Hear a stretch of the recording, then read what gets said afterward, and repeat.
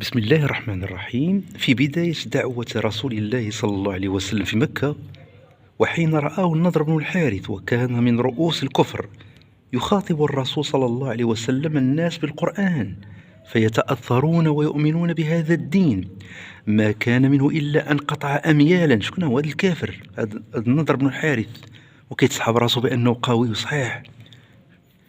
أشنو غيطرى؟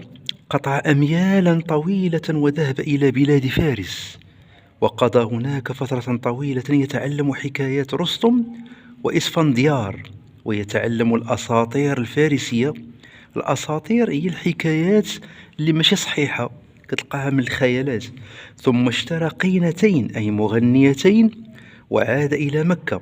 وفي مكة كان النضر بن الحارث يقوم بحرب مضادة للدعوة الإسلامية، فكان إذا وجد في قلب رجل ميلا إلى الإسلام أرسل له القينتين تغنيانه ما كان في بلاد فارس من حكاية رستم وإسفنديار حتى يلهياه عن هذا الدين.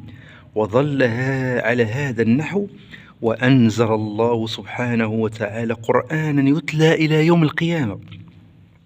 يقول الله سبحانه وتعالى في سورة لقمان الآية 6: ومن الناس